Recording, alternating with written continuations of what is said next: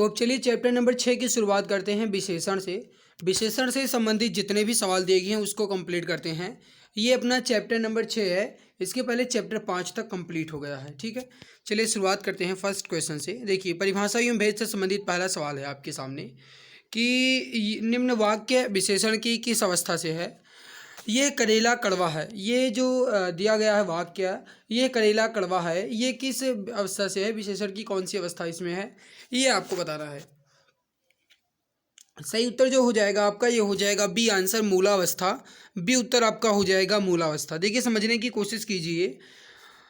देखिए, विशेषण की कुल मिलाकर के 3 अवस्थाएं मानी जाती हैं। एक होता है मूलावस्था, दूसरा होता है उत्तमावस्था और तीसरा होता है उत्तरावस्था। ठीक, अगला देखिए, से संज्ञा या सर्वनाम शब्द की विशेषता प्रकट होती है। किससे संज्ञा या फिर सर्वनाम के शब्द की विशेषता प्रकट होती है, तो ये हो जाएगा आपका ऑप्शन नंबर बी, विशेषण से।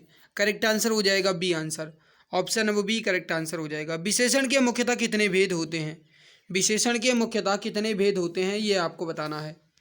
इसका राइट उत्तर जो हो जाएगा आपका, ये हो जाएगा बी आंसर 4। विशेषण के 4 भेद होते हैं। एक होता है सार्वनामिक विशेषण, दूसरा होता है गुणवाचक विशेषण, तीसरा होता है संख्यावाचक विशेषण और चौथा होता है परिमाणवाचक विशेषण।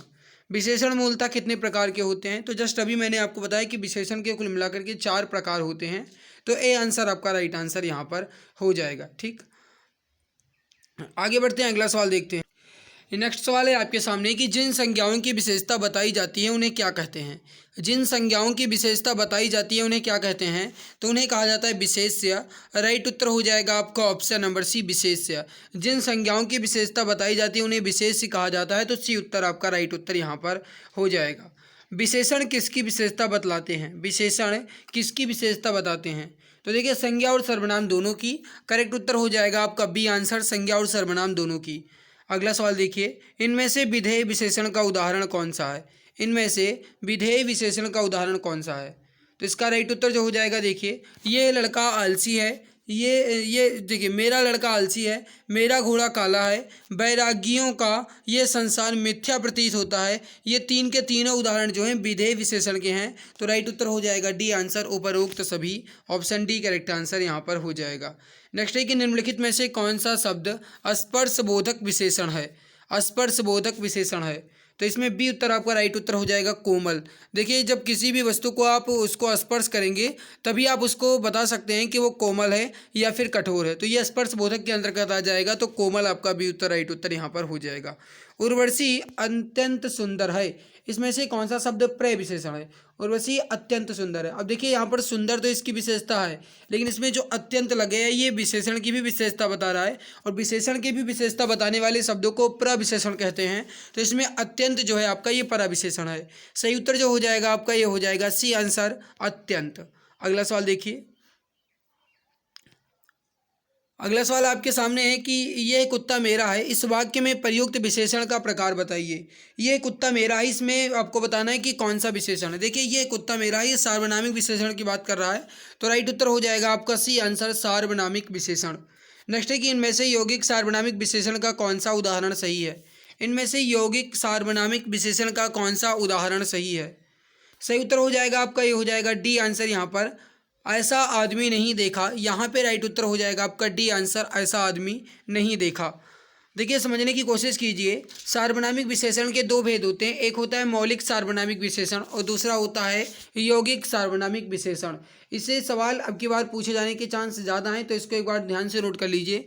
जो बिना रूपांतर के संज्ञा से पहले आते हैं उन्हें मौलिक सार्वनामिक विशेषण कहते हैं, जैसे यह घर या फिर वह लड़का या फिर कोई नौकर। फिर से समझिए, मौलिक सार्वनामिक विशेषण उसे कहते हैं जो संज्ञा से पहले आते हों, और यौगिक सार्वनामिक विशेषण उसे कहते हैं जो मूल सर्वनामों में प्रत्यय लगाकर बनते हैं, उन्हें यौगिक सार्वनामिक विशेषण कहते हैं। जैसे कहा जाए ऐसा आदमी, या फिर कहा जाए कैसा घर, या फिर कहा जाए जैसा देश, तो यहाँ पे ये जो है आपके ये हो जाते हैं यौगिक सार्वनामिक विशेषण। इसको ध्यान रखिएगा। अगला देखिए, ये घर मेरा है, इस वाक्य में ये है किस प्रकार का विशेषण है। तो अभी जस्ट मैंने आपको बताया कि यहाँ पे ये जो है आपका किस प्रकार का विशेषण है, तो ये सार्वनामिक विशेषण है। राइट उत्तर जो हो जाएगा आपका, ये हो जाएगा बी आंसर, सार्वनामिक विशेषण। अगला देखिए,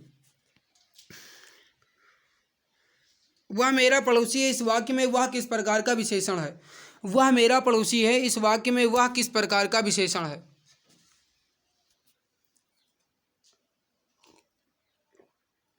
तो यह भी आपका हो जाएगा सार्वनामिक। राइट उत्तर हो जाएगा सी आंसर, सार्वनामिक विशेषण है।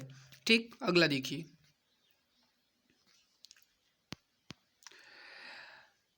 ये किताब मेरी है, इसमें यह क्या है, तो ये भी सार्वनामिक है। देखिए मैंने आपको पहले भी बता रखा है, अब भी बता रहा हूँ कि सवाल आपके बिल्कुल वैसे ही रहते हैं जैसे एग्जाम में पूछा जाता है। बस केवल और केवल अंतर इतना होता है कि थोड़ा सा चेंज कर दिया जाता है, उसके जो पूछने के तरीके हैं वो चेंज कर दिए जाते हैं, बाकी सवाल वैसा ही रहता है। जैसे देखिए कहा गया कि ये कहानी रोचक है, इसमें यह क्या है, तो फिर से वही आ गया, तो ये एक सार्वनामिक विशेषण है।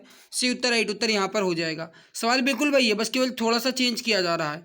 नेक्स्ट देखिए, मैंने अपना घर मटमैले रंग का रंगवाया है। इसमें मटमैला शब्द क्या है? अब देखिए मैंने अपना घर मटमैले रंग का रंगवाया है। इसमें मटमैला क्या है भाई? मटमैला जो है ये उस रंग की विशेषता बता रहा है, तो मतलब ये विशेषण हो जाएगा। राइट उत्तर हो जाएगा आपका ए आंसर, विशेषण। निम्नलिखित प्रश्न में 4 विकल्पों में से संज्ञा शब्द से बनने वाला सही विशेषण शब्द बताइए। शक्ति का विशेषण शब्द क्या होगा? देखिए शक्ति का विशेषण होगा, ये होगा शक्तिशाली। बी उत्तर, राइट उत्तर हो जाएगा शक्तिशाली। इसका अगर आप वाक्य बनाओ तो कहोगे कि राम शक्तिशाली थे, राम शक्तिशाली थे, या फिर कहोगे कि शक्तिशाली आदमी, शक्तिशाली हाथी, तो ये हो जाएगा बी उत्तर, राइट हो जाएगा। बसंत के मौसम में पीले फूल खिलते हैं, प्रस्तुत वाक्य में विशेषण कौन सा है? अब देखिए बसंत के मौसम में पीले फूल खिलते हैं। अब देखिए अगर यहाँ पर देखा जाए मेरे भाई, तो इसमें विशेषण 2 हो सकते हैं, एक तो बसंत और दूसरा पीला। तो यहाँ पे अगर देखा जाए तो राइट उत्तर क्या हो, ये होगा आपका डी आंसर पीला, लेकिन पीला बिल्कुल यहाँ पर राइट होगा, तो डी उत्तर, राइट उत्तर यहाँ पर हो जाएगा।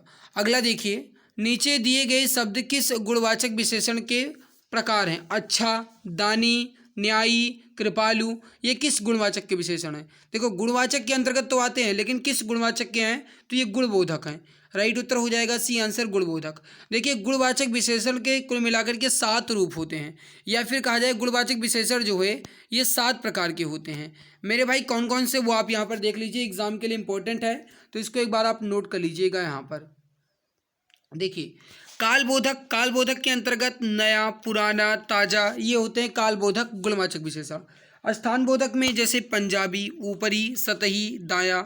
आकारबोधक में गोल, चौकोर, सुडौल, लंबा। रंगबोधक में लाल, पीला, नीला, हरा। दशाबोधक में दुबला, पतला, मोटा, भारी। गुणबोधक में देखिए भला, बुरा, झूठा, सच्चा। और दृष्टव्य में बड़ा सा, पीला सा, छोटी सी, ये होता है दृष्टव्य में।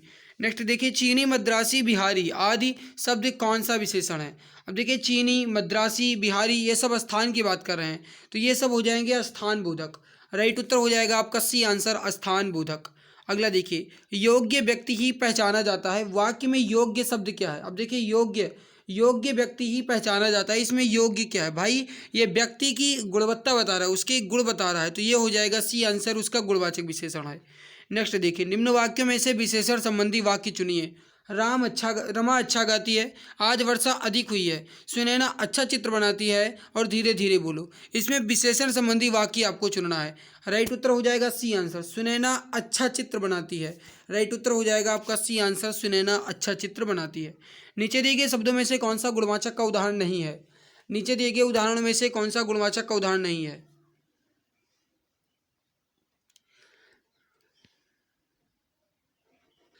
अब देखिए अगर यहाँ पर देखा जाए तो ऐतिहासिक, प्रभावशाली और पाश्चात्य, ये तीनों गुणवाचक के उदाहरण है, लेकिन जो बहुत लंबी रस्सी दिया गया है ये गुणवाचक का उदाहरण नहीं है, तो डी उत्तर राइट हो जाए। अगला सवाल देखिए, अगला सवाल क्या कह रहा है? देखिए एक बात मैं आपको और बता दूं कि मैंने इसके पहले वाले जो आपके वह शायद वचन से संबंधित था या फिर लिंग से संबंधित था सवाल, उसमें मैंने जब करवाया था तो उसमें मैंने कुछ क्वेश्चन को छोड़ दिया था। कहने का मतलब है कि मैंने जो ईजी क्वेश्चन थे उसको स्किप कर दिया था। तो एक बच्चे ने कमेंट्स किया कि सर आप स्किप मत कीजिए, चाहे कितने भी सरल सवाल हों, लेकिन आप पूरा कंप्लीट करवाइए, ताकि मेरे ऊपर ये रहे कि हाँ मैंने ये जो बुक है ये पूरी कंप्लीट कर ली है। तो मेरे भाई मैं क्वेश्चन से छोड़ने वाला नहीं हूँ, चाहे वो बिल्कुल ईजी हो या फिर कहा जाए बिल्कुल कठिन हो, लेकिन क्वेश्चन छोड़ूंगा नहीं, ठीक है।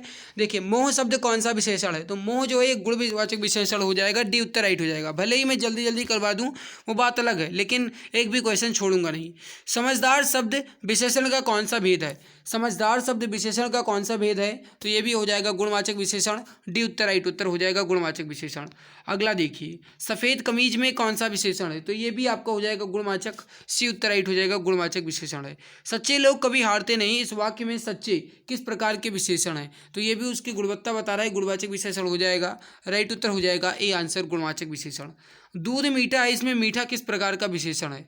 तो ये भी दूध की विशेषता बता रहा है, तो गुणवाचक विशेषण हो जाएगा, बी उत्तर राइट हो जाएगा, गुणवाचक विशेषण। अगला सवाल देखिए, अच्छे बच्चे कभी झूठ नहीं बोलते, इस वाक्य में अच्छे किस प्रकार का विशेषण है? तो ये भी गुणवाचक है, सी उत्तर राइट हो जाएगा आपका, गुणवाचक विशेषण। अगला देखिए, काढ़ा कड़वा है, इस वाक्य में कड़वा किस प्रकार का विशेषण है? तो ये कड़वा जो है ये काढ़ा की विशेषता बता रहा है, यानी उसके गुण के बारे में बता रहा है, तो ए आंसर राइट हो जाएगा आपका, गुणवाचक विशेषण। अगला देखिए, रामायण सुंदर रचना है, इस वाक्य में सुंदर किस प्रकार का विशेषण है? तो रामायण सुंदर रचना है, इसमें सुंदर जो है उसकी गुणवत्ता बता रहा है, तो डी उत्तर राइट हो जाएगा, गुणवाचक विशेषण। अगला देखिए, विद्वान व्यक्ति पूज्य होते हैं, इस वाक्य में प्रयुक्त विशेषण बताइए। तो इसकी पूज्य बता रहा है, तो ये हो जाएगा गुणवाचक, सी उत्तर राइट हो जाएगा, गुणवाचक। अच्छे नागरिक राष्ट्र हित में काम करते हैं, इस वाक्य में अच्छे किस प्रकार का विशेषण है? तो ये भी आपका हो जाएगा गुणवाचक, डी उत्तर राइट हो जाएगा आपका, गुणवाचक करेक्ट आंसर यहाँ पर हो जाएगा। अगला सवाल देखिए, सच्चे देशभक्ति सदा अभिनंदनीय हैं, इस वाक्य में सच्चे किस प्रकार का विशेषण है? तो ये गुणवाचक विशेषण है, ए आंसर राइट हो जाएगा आपका, गुणवाचक विशेषण। श्रीदेवी के लिए सुवर मिला है, इस वाक्य में सु किस प्रकार का विशेषण है? देखिए सुवर नहीं है, ये सुवर नहीं है जो आप सोच रहे हैं, ये सुवर मतलब कि सुंदर वर मिला है, तो इसमें सु जो है ये उसकी गुणवाचक बता रहा है, गुणवत्ता बता रहा है, तो बी उत्तर राइट हो जाएगा यहाँ पर। मोहन एक शालीन लड़का, इस वाक्य में शालीन शब्द क्या है? तो मोहन एक शालीन लड़का, इसमें शालीन उसकी गुणवत्ता बता रहा है, तो गुणवाचक विशेषण हो जाएगा, सी उत्तर राइट हो जाएगा यहाँ पर। निम्नलिखित में से कौन सा गुणवाचक विशेषण नहीं है? जल वाटर में पूछा गया था। सच्ची बातें, गोल आंखें, गुलाबी रंग या मनु अनाज। तो देखिए यहाँ पर अगर कहा जाए तो मनु अनाज जो है आपका गुणवाचक नहीं है, ये गलत हो जाएगा, जबकि गुलाबी रंग इसमें गुलाबी, और सच्ची बातें में सच्ची, और गोल आंखें में गोल, ये गुणवाचक विशेषण हो जाएंगे, तो बी उत्तर मनु अनाज जो है आपका ये नहीं होगा। ठीक, अगला देखिए, संख्यावाचक से संबंधित, बैताल पचीसी किस विशेषण का उदाहरण है? बैताल पचीसी किस विशेषण का उदाहरण है? तो ये हो जाएगा आपका डी आंसर, समुदायवाचक, करेक्ट आंसर हो जाएगा डी आंसर, समुदायवाचक।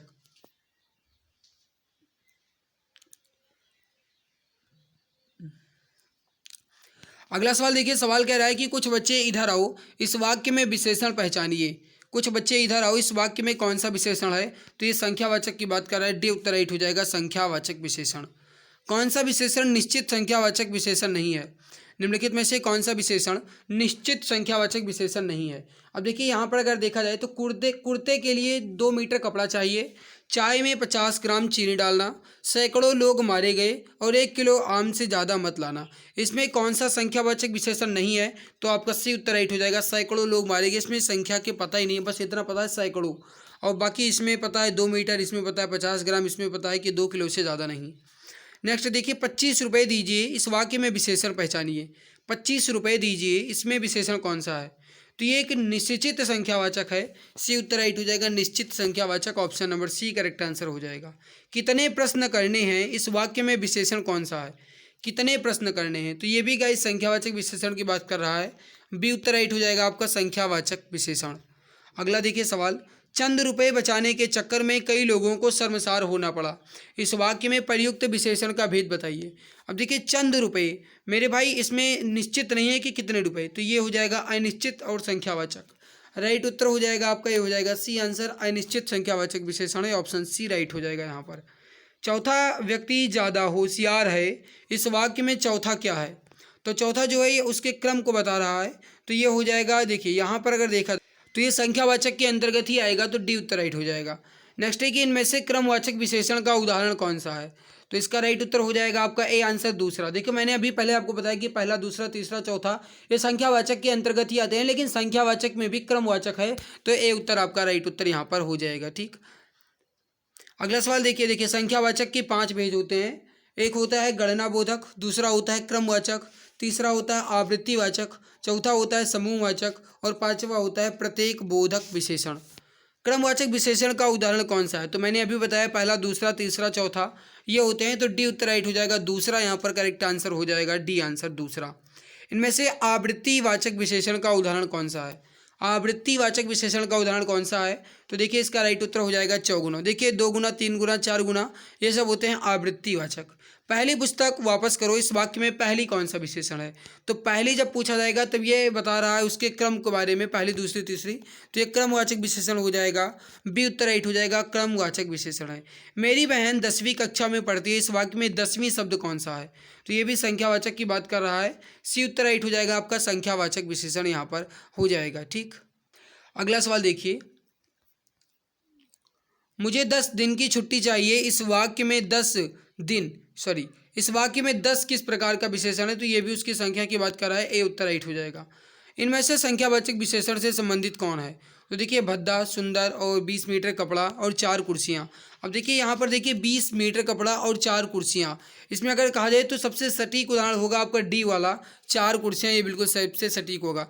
अगर ये 4 कुर्सियाँ ऑप्शन में ना दिया होता तो 20 मीटर कपड़ा आप कह सकते थे, वरना ये परिमाणवाचक में आ जाएगा। अगला देख लीजिए, निश्चित और अनिश्चित में होता है ना। इनमें से गणनावाचक विशेषण का उदाहरण कौन सा है? गणनावाचक, गणना की बात कराए तो ये हो जाएगा आपका ए आंसर 3, करेक्ट आंसर हो जाएगा 3। अगला देखिए, राजू ने मुझे 2 पुस्तकें दी, इस वाक्य में 2 किस प्रकार का विशेषण है? तो ये भी संख्यावाचक की बात कराए, सी उत्तर राइट हो जाएगा, संख्यावाचक विशेषण। अगला सवाल देखिए, राम एक पुस्तक मुझे दो, इस वाक्य में 1 किस प्रकार का विशेषण है? राम एक पुस्तक मुझे दो, इस वाक्य में 1 किस प्रकार का विशेषण है? तो ये भी उसके संख्या की बात कर रहा है, ए उत्तर राइट हो जाएगा, संख्यावाचक विशेषण। अगला सवाल देखिए, नेक्स्ट देखिए लिखा है कि सभा में 50 लोग थे, इस वाक्य में विशेषण का कौन सा भेद है? अब देखिए सभा में 50 लोग थे, अगर ये कहता है कि सभा में 50 लोग थे तब आप कह सकते थे कि ये निश्चित संख्यावाचक है, लेकिन यहाँ पर 50 न दे करके 50 दे दिया गया, तब ये निश्चित नहीं हुआ, तब ये अनिश्चित हुआ। तो राइट उत्तर हो जाएगा अनिश्चित संख्यावाचक। अगला देखिए, अध्यापक ने मुझे 4 पुस्तकें दी, इसमें 4 किस प्रकार का विशेषण है? तो ये भी संख्यावाचक है, बी उत्तर राइट हो जाएगा आपका, संख्यावाचक विशेषण है, बी उत्तर करेक्ट आंसर यहाँ पर हो जाएगा। निम्नलिखित में से समुदायवाचक विशेषण कौन सा है? तो समुदायवाचक विशेषण इसमें हो जाएगा डी आंसर, चारों करेक्ट आंसर हो जाएगा। एक लड़का स्कूल जा रहा है, इस वाक्य में विशेषण पहचानिए। एक लड़का स्कूल जा रहा है, तो एक यहाँ पर आपका हो जाएगा संख्यावाचक, और संख्यावाचक के अंतर्गत कहा जाए मेरे भाई तो ये हो जाएगा डी आंसर, गणनावाचक। तो डी उत्तर राइट हो जाएगा आपका, गणनावाचक करेक्ट आंसर। मोहन तुमसे 4 गुना काम करता है, इस वाक्य में विशेषण बताइए। तो ये हो जाएगा आवृत्तिवाचक, ए आंसर राइट हो जाएगा, आवृत्तिवाचक। कई दर्शक गण किस विशेषण का उदाहरण है? कई दर्शक गण किस विशेषण का उदाहरण है? तो ये हो जाएगा आपका डी आंसर, अनिश्चित संख्यावाचक विशेषण, डी उत्तर राइट हो जाएगा आपका, अनिश्चित संख्यावाचक विशेषण। अगला सवाल देखिए, केवल, अनुमानतः, सर्वथा, ये किस प्रकार के विशेषण हैं? तो केवल, अनुमानतः, सर्वथा ये सब परिमाणवाचक के अंतर्गत आते हैं, तो डी उत्तर राइट हो जाएगा आपका, परिमाणवाचक। अगला सवाल देख लीजिए, मेरा कुर्ता पजामा में 3.5 मीटर कपड़ा लगेगा, इस वाक्य में विशेषण पहचानिए। मेरे कुर्ते पैजामे में 3.5 मीटर कपड़ा लगेगा, इसमें जो विशेषण है वो परिमाणवाचक है, सी उत्तर राइट हो जाएगा आपका, परिमाणवाचक विशेषण। अगला देखिए, दादी ने ढेर सारे खिलौने खरीदे, इस वाक्य में प्रयुक्त विशेषण बताइए। अब देखिए कोई निश्चित नहीं है कि इसमें कितने खरीदे हैं, तो ये हो जाएगा आपका अनिश्चित परिमाणवाचक विशेषण, करेक्ट आंसर हो जाएगा, ए आंसर, अनिश्चित परिमाणवाचक विशेषण। सॉरी गलती ये हो गई कि इसमें अनिश्चित तो होगा लेकिन ये परिमाण नहीं होगा, संख्यावाचक होगा। क्यों? क्योंकि यहाँ पर खिलौना है, तो भाई खिलौने को आप काउंट कर सकते हो, यानी खिलौने को आप गिन सकते हो, तो जिसको भी आप गिन सके उसे संख्यावाचक कहेंगे, तो अनिश्चित संख्यावाचक विशेषण होगा, बी उत्तर राइट उत्तर यहाँ पर आपका हो जाएगा। अगला देख लीजिए, अगला देखिए लिखा गया है कि थोड़ा सा दूध गर्म कर दो, इस वाक्य में विशेषण कौन सा है? तो देखिए दूध जो है आपका परिमाण के अंतर्गत आता है, थोड़ा सा आपका होगा ये अनिश्चित होगा, तो ये हो जाएगा अनिश्चित परिमाणवाचक, डी उत्तर राइट हो जाएगा, अनिश्चित परिमाणवाचक विशेषण।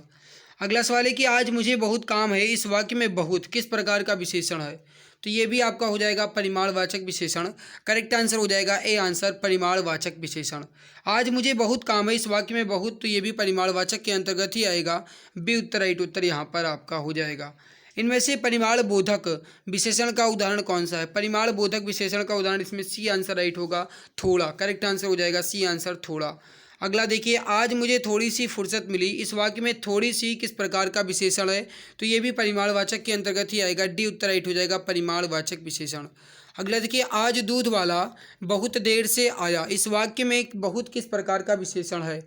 आज दूध वाला बहुत देर से आया, इसमें बहुत जो आपका ये परिमाणवाचक विशेषण है। राइट उत्तर हो जाएगा बी आंसर। अगला देखिए, शायद आज आप ज़्यादा खाना खाए हैं। इस वाक्य में ज़्यादा किस प्रकार का विशेषण है? तो ये भी परिमाणवाचक है। राइट उत्तर हो जाएगा बी आंसर, परिमाणवाचक विशेषण। आज मुझे बहुत काम है। इस वाक्य में बहुत क्या है? तो परिमाणवाचक है। अगला देखिए, शायद आज आप ज़्यादा व्यस्त हैं। इस वाक्य में ज़्यादा क्या है? तो ये भी परिमाणवाचक है। तो ये सारे इजी सवाल हैं, ये यूपीएसआई में पूछे गए हैं, तो ये मैं करवा दे रहा हूँ ताकि आपको ये ना लगे कि कोई सवाल छूट गया है।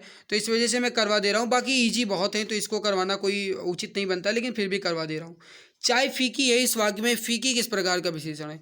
तो फीकी यहाँ पर ये चाय की गुणवत्ता बता रहा है, तो गुणवाचक विशेषण हो जाएगा सी उत्तर। राइट उत्तर यहाँ पर आपका हो जाएगा। इनमें से गुणवाचक विशेषण कौन सा है? तो देखिए, यहाँ पर अगर कहा जाए तो सूखा, गरीब, पीला सा, ये सब गुणवाचक हैं, तो डी उत्तर राइट हो जाएगा यहाँ पर। उपरोक्त सभी, ऑप्शन डी राइट हो जाएगा यहाँ पर। आटे में थोड़ा नमक डालें। इस वाक्य में प्रयुक्त व्याकरण बताइए। ये फिर देखिए, थोड़ा नमक डालना है, तो थोड़ा यहाँ पर आपका हो जाएगा अनिश्चित, और ये नमक डालना है तो परिमाणवाचक, तो अनिश्चित परिमाणवाचक, डी उत्तर राइट उत्तर यहाँ पर हो जाएगा। इनमें से कौन सा परिमाणवाचक विशेषण का उदाहरण नहीं है? देखो, अनगिनत तारे परिमाण है, 50 गज जमीन ये भी परिमाणवाचक है, 10 लीटर पानी ये भी, और 2 किलो सेब ये भी। अब देखिए, अगर कहा जाए तो 2 किलो सेब यहाँ पर आपका जो है ये संख्यावाचक के अंतर्गत आ सकता है, लेकिन परिमाणवाचक विशेषण का उदाहरण नहीं है। तो मेरे भाई, अनगिनत तारे, कोई गिनती ही नहीं है, तो ए उत्तर आपका राइट उत्तर यहाँ पर हो जाएगा, अनगिनत तारे। परिमाणवाचक विशेषण द्वारा किसका बोध होता है? परिमाणवाचक विशेषण द्वारा तो क्रिया के नाप तोल का। राइट उत्तर हो जाएगा बी आंसर, क्रिया के नाप तोल का, ऑप्शन है वो बी राइट उत्तर यहाँ पर हो जाएगा। अगला देखिए, छठवीं टॉपिक है, विशेषण और विशेष्य से है। किस वाक्य में प्रविशेषण नहीं है? अब देखिए, मुझे थोड़ी ही भूख है, बच्चे समझदार हो गए हैं, अरे बहुत ही सुंदर फूल है, और आजकल संतरे कुछ ज़्यादा खट्टे हैं। इसमें प्रविशेषण किस में नहीं है? तो इसका राइट उत्तर हो जाएगा बी आंसर, बच्चे समझदार हो गए, इसमें प्रविशेषण नहीं है। बाकी देखो, मुझे तो थोड़ी ही भूख है, इसमें आपका थोड़ी, और अरे बहुत ही सुंदर फूल है, तो सुंदर के आगे बहुत, और आजकल संतरे कुछ ज़्यादा खट्टे हैं, तो यहाँ पर कुछ ज़्यादा आपका यहाँ पर हो जाएगा प्रविशेषण। अगला देखिए, आसमान का रंग नीला है। इसमें विशेष से पहचानिए। आसमान का रंग नीला है, विशेष से होता क्या है?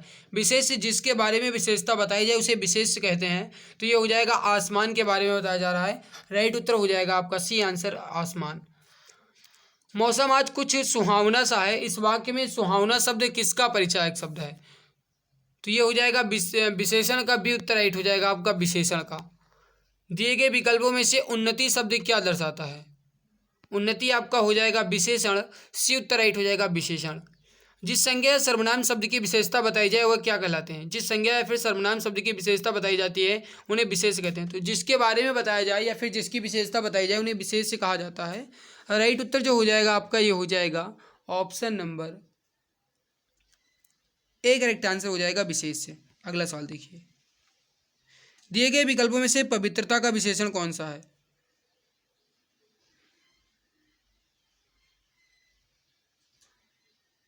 तो पवित्रता का विशेषण इसमें हो जाएगा आपका सी आंसर, पवित्र। अगला सवाल देखिए, अगला सवाल कहा गया है कि न्यूनतम विशेषण की कौन सी अवस्था है? देखिए, विशेषण की कुल मिलाकर के 3 अवस्थाएं होती हैं, मूलावस्था, उत्तमावस्था और उत्तरावस्था।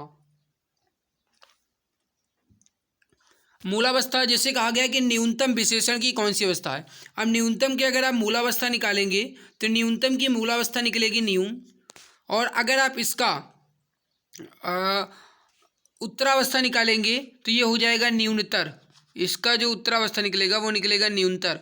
इसी प्रकार अगर आप इसका उत्तमावस्था निकालेंगे तो ये होगा न्यूनतम। हमसे पूछा गया कि न्यूनतम किस में है, तो ये उत्तमावस्था में है, डी उत्तर राइट हो जाएगा, उत्तमावस्था। यहाँ पर आप देख सकते हैं। ठीक, नेक्स्ट देखिए, विशेषणों में तुलना के आधार पर कितनी अवस्थाएं होती हैं?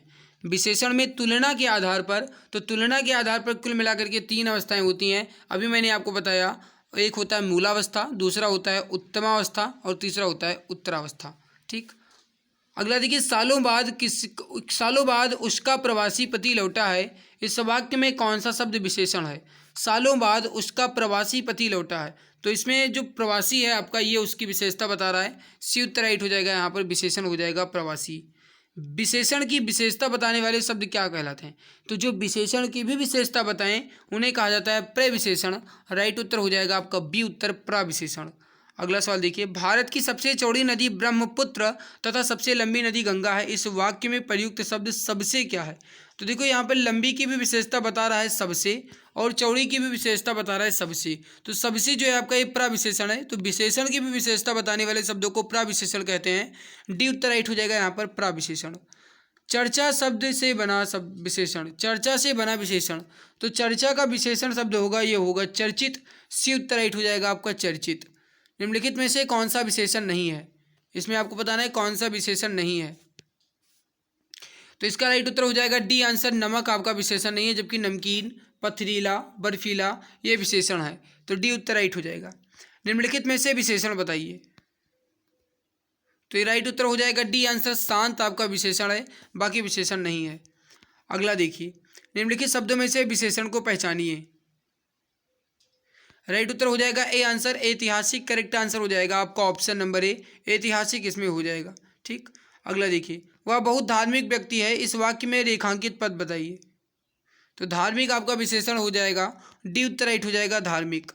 अगला सवाल देखिए, निम्नलिखित प्रश्न में 4 विकल्पों में से उस विकल्प का चयन करें जो दिए गए वाक्य में विशेषण शब्द की विशेषता को प्रकट करते हैं।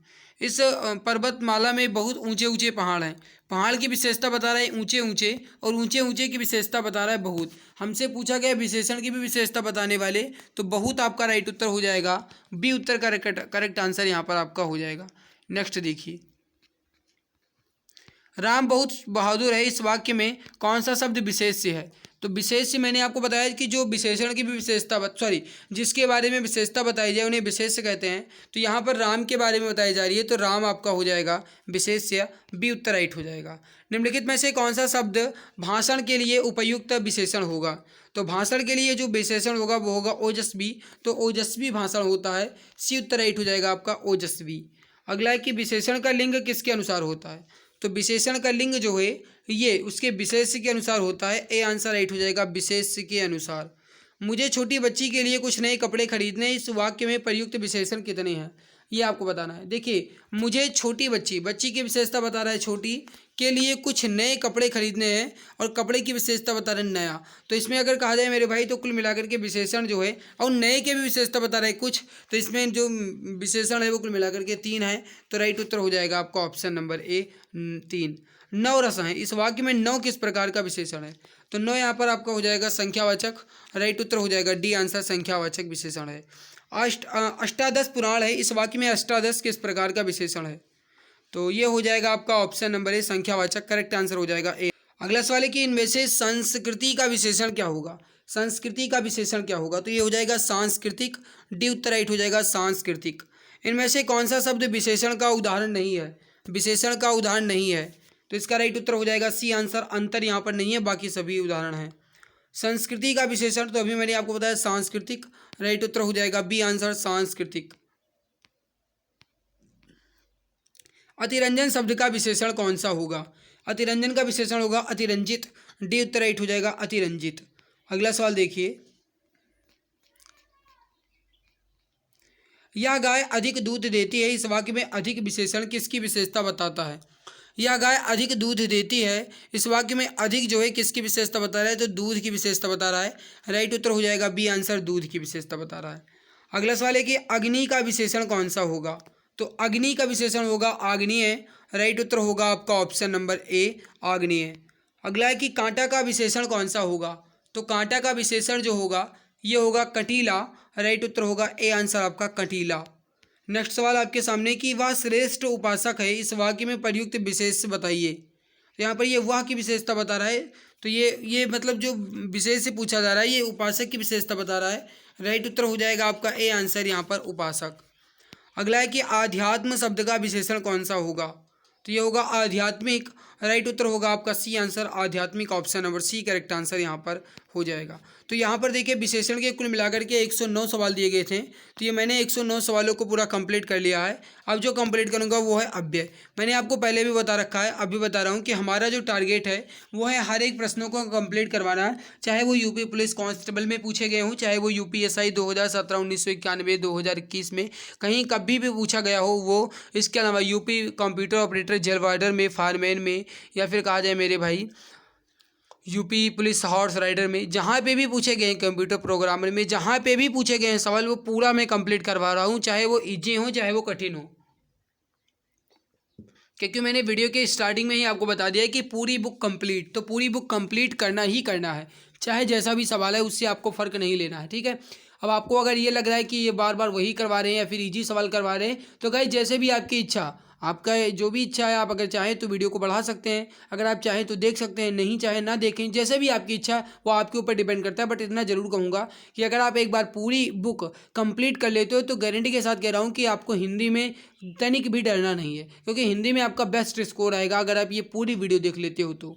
अब देखिए, अब जो शुरू करूँगा वो है अव्यय। ये चैप्टर नंबर 7 का है, और इसको शुरू करने से पहले आपको बता दें कि अगर आप जीके विषय को लेकर के डर रहे हैं तो आपके लिए एक गुड न्यूज है। जीके के लिए 5000 से अधिक क्वेश्चंस की ई बुक तैयार की गई जो स्पेशल जीके की है। मेरे भाई, इस ई बुक की खास बात यह है कि ये ई बुक जो है आपकी ये इमेज एंड कलरफुल के साथ बनाई गई है ताकि आपको पढ़ने में मज़ा आए। मेरे भाई, जब आप इस ई बुक को एक बार पढ़ लोगे तब आपको पता चलेगा कि हाँ वाकई में कितनी अच्छी बुक थी।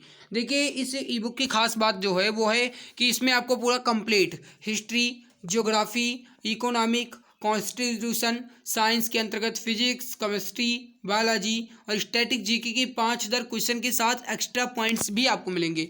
तो ये ई बुक जो है आपको ये अभी के लिए 60% डिस्काउंट के साथ मिल रही है। तो अगर आपको लेना है तो आप इस दिए गए व्हाट्सएप नंबर है 8948667652, इस नंबर पे आपको व्हाट्सअप करना है। यहीं से आपको ये ई बुक मिल जाएगी और इस ई बुक के बारे में पूरी जानकारी भी आपको मिल जाएगी। इस नंबर पे आपको व्हाट्सअप करना है 5000 जीके, बस इतना आपको कमेंट्स कर देना है या फिर मैसेज कर देना है, यहीं से आपको ये ई बुक मिल जाएगी। तो नंबर ध्यान से नोट कर लीजिए 8948667652। इस नंबर पे व्हाट्सअप करके इस ई बुक के बारे में एक बार जानकारी जरूर ले लीजिएगा, क्योंकि अभी इस पर 60% का आपको ऑफर मिल रहा है, वरना दाम इसका 99 है, लेकिन ये अभी के लिए मात्र 39 की आपको मिल रही है। तो मेरे भाई, इसका फ़ायदा उठाइए और इस ई बुक को एक बार जरूर पढ़ लीजिएगा, आपको बहुत ज़्यादा मदद मिलेगी। एग्जाम आप आसानी से क्रैक कर सकते हो अगर जी के विषय से आपको डर लग रहा है तो मेरे भाई इस नंबर पे आप एक बार जरूर देख लीजिएगा, ठीक है। चलिए बढ़ते हैं सवाल की तरफ। उत्तर प्रदेश पुलिस कांस्टेबल 19/6/2018 की द्वितीय पाली में पूछा गया सवाल, हमें प्रतिदिन सूर्य नमस्कार करना चाहिए, इसमें प्रतिदिन क्या है। अब देखिए, इसमें प्रतिदिन क्या है, तो ये हो जाएगा अव्यय, बी उत्तर राइट हो जाएगा आपका अव्यय। देखिए, समझने की कोशिश कीजिए, हमें प्रतिदिन नमस्कार करना चाहिए, इसमें प्रतिदिन अव्यय है। अव्यय होता क्या है, अव्यय की परिभाषा क्या है, वो एक बार आप यहाँ पर ध्यान से देख लीजिए। अव्यय वह शब्द होते हैं जिनका रूप किसी भी कारक, पुरुष, लिंग या फिर वचन के अनुसार नहीं बदलता है। कहने का मतलब है कि अव्यय जो है ये किसी भी रूप में बदलते नहीं हैं, उन्हें कहा जाता है अव्यय। निम्नलिखित प्रश्न में 4 विकल्पों में से उस सही विकल्प का चयन करें जो रेखांकित शब्दों के सही अव्यय के भेद हों। सबने उसे बुरा कहा लेकिन वह अच्छा बना, इसमें लेकिन क्या है, तो इसमें लेकिन जो है आपका ये हो जाएगा समुच्चय बोधक अव्यय। राइट उत्तर हो जाएगा आपका सी आंसर, समुच्चय बोधक अव्यय। अगला देखिए, निम्नलिखित प्रश्न में 4 विकल्पों में से उस सही विकल्प का चयन करें जो रेखांकित शब्दों के सही अव्यय के भेद हों। सीता के आगे रमा खड़ी है, सीता के आगे रमा खड़ी है, इस वाक्य में आपको बताना है कि अव्यय कौन सा है। तो इसका राइट उत्तर हो जाएगा बी आंसर, संबंध बोधक। इसमें के आगे है तो यहाँ पर संबंध बोधक की बात कर रहा है, बी उत्तर राइट उत्तर यहाँ पर हो जाएगा। अगला सवाल देखिए, जिन शब्दों में लिंग, वचन, कारक आदि के कारण कोई परिवर्तन नहीं होता वह कौन होते हैं। तो जिसमें भी लिंग, वचन, कारक आदि का कोई भी प्रभाव ना पड़े उन्हें कहा जाता है अव्यय। तो ये हो जाएगा आपका सी आंसर अव्यय, option number C correct answer यहाँ पर हो जाएगा। नेक्स्ट सवाल देखिए क्या कह रहा है।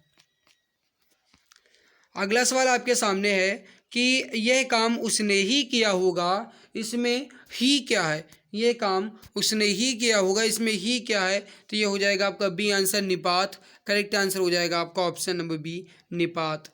अगला सवाल देखिए, हर्ष दुख घृणा पीड़ा, हर्ष दुख घृणा पीड़ा इत्यादि मनोभाव को व्यक्त करने वाले शब्दों को क्या कहा जाता है, तो इसे कहा जाता है डी आंसर विस्मयादि बोधक। ऑप्शन नंबर डी राइट हो जाएगा विस्मयादि बोधक। और लास्ट में इन सभी शब्दों के ये विस्मयादि बोधक चिन्ह भी लगाया जाता है। मनोभाव को सूचित करने वाले शब्द किस सभ्य के भेद होते हैं या फिर किस सभ्य के बोधक होते हैं, तो ये हो जाएगा विस्मयादि बोधक। सी उत्तर राइट हो जाएगा विस्मयादि बोधक। देखिए विस्मयादि बोधक अव्यय के 7 भेद होते हैं। विस्मयादि बोधक अव्यय के 7 भेद होते हैं और ये कौन कौन से होते हैं वो आप देख लीजिए, यहाँ पर एग्जाम के लिए इम्पोर्टेंट है तो इसलिए इसको देखना जरूरी है।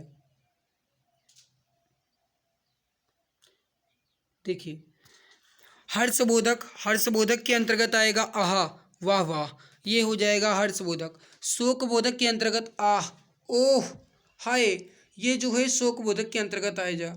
और आश्चर्यबोधक के अंतर्गत क्या है, हाँ ये जो है आश्चर्यबोधक के अंतर्गत आ जाएगा। अनुमोद बोधक के अंतर्गत अच्छा ठीक, हाँ हाँ ये अनुमोद बोधक के अंतर्गत आ जाएगा। और तिरस्कार बोधक के अंतर्गत जो आएगा वो है छी दुर, ये सब जो है तिरस्कार बोधक के अंतर्गत आते हैं। स्वीकार बोधक के अंतर्गत जी, हाँ ये जो है स्वीकार बोधक के अंतर्गत। और संबोधन बोधक के अंतर्गत आएगा अरे अजी हे रे, ये सब जो हैं ये संबोधन बोधक के अंतर्गत आते हैं। ठीक, अरे हे आए ओह, ये सब जो है किस प्रकार के अव्यय हैं, तो जस्ट अभी मैंने आपको बताया अरे हैं ए, ये क्या हो गया, तो ये सब ये जो है आश्चर्य बोधक के अंतर्गत आएंगे। राइट उत्तर हो जाएगा आपका, ये हो जाएगा डी आंसर आश्चर्य बोधक। अगला सवाल देखिए, अव्यय के लिए इनमें से कौन सा कथन सही है, अव्यय के लिए इनमें से कौन सा कथन सही है, तो अभी मैंने थोड़ी देर पहले आपको बताया है कि अव्ययमय शब्द होते हैं जिन पे लिंग वचन या फिर कारक का कोई भी प्रभाव नहीं पड़ता, और जिस पे भी लिंग वचन या कारक का प्रभाव ना पड़े उन्हें कहा जाता है अविकारी। तो अव्यय जो है ये अविकारी होते हैं। सही उत्तर हो जाएगा आपका ए आंसर अविकारी। नेक्स्ट देखिए, इनमें से कौन सा शब्द कालवाचक अव्यय का उदाहरण है, इनमें से कौन सा शब्द कालवाचक अव्यय का उदाहरण है, तो ये हो जाएगा आपका ऑप्शन नंबर बी तब। तब जो है आपका एक कालवाचक अव्यय का उदाहरण है। बी उत्तर राइट हो जाएगा आपका यहाँ पर तब। अगला देखिए, अव्यय को क्या कहा जाता है, अव्यय को क्या कहा जाता है, तो अभी मैंने आपको बताया कि अव्यय को अविकारी कहा जाएगा। राइट उत्तर हो जाएगा बी आंसर अविकारी। दो शब्दों वाक्यांशों अथवा वाक्यों को परस्पर मिलाने वाले अव्यय को क्या कहते हैं, दो शब्दों वाक्यांशों अथवा वाक्यों को परस्पर मिलाने वाले शब्दों को बी उत्तर समुच्चय बोधक अव्यय कहा जाता है। बी उत्तर राइट उत्तर हो जाएगा समुच्चय बोधक अव्यय। अगला है कि इनमें से स्थितिवाचक अव्यय कौन सा है, इनमें से स्थितिवाचक अव्यय कौन सा है, तो ये हो जाएगा डी आंसर बाहर, यहाँ पर स्थितिवाचक अव्यय है। Option number D correct answer हो जाएगा बाहर। अगला देखिए, इनमें से संबंध सूचक अव्यय का उदाहरण कौन सा है, तो संबंध सूचक अव्यय देखिए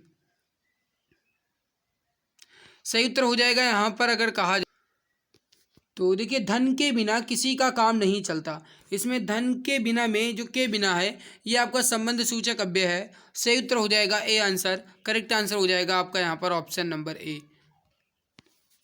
अगला देख लीजिए, इनमें से विस्मयादि बोधक अव्यय का उदाहरण कौन सा है, तो बी उत्तर राइट उत्तर हो जाएगा धन्य धन्य, ये विस्मयादि बोधक अव्यय है। राइट उत्तर हो जाएगा आपका, ये हो जाएगा बी आंसर। अगला देखिए, वह काम नहीं करता, इस वाक्य में अव्यय पद क्या है, वह काम नहीं करता, इस वाक्य में अव्यय पद हो जाएगा सी आंसर नहीं। करेक्ट आंसर हो जाएगा आपका ऑप्शन नंबर सी नहीं। अगला सवाल देखिए, निम्नलिखित प्रश्न में 4 विकल्पों में से उस सही विकल्प का चयन करें जो रेखांकित शब्दों के अव्यय का भेद बताता हो। आज दिन भर वर्षा होती रही, इसमें दिन भर किस प्रकार का अव्यय है, तो ये बता रहा है दिन भर, ये बता रहा है उसकी क्रिया के बारे में, तो क्रिया विशेषण अव्यय हो जाएगा। ए आंसर राइट हो जाएगा क्रिया विशेषण अव्यय। अगला देख लीजिए, धावक तेज गति से दौड़ते हैं, इस वाक्य में तेज गति क्रिया विशेषण का कौन सा भेद है, तो ये बता रहा है उसकी तेज गति से दौड़ते हैं, तो ये हो जाएगा उसका रीतिवाचक। डी उत्तर राइट उत्तर हो जाएगा यहाँ पर रीतिवाचक।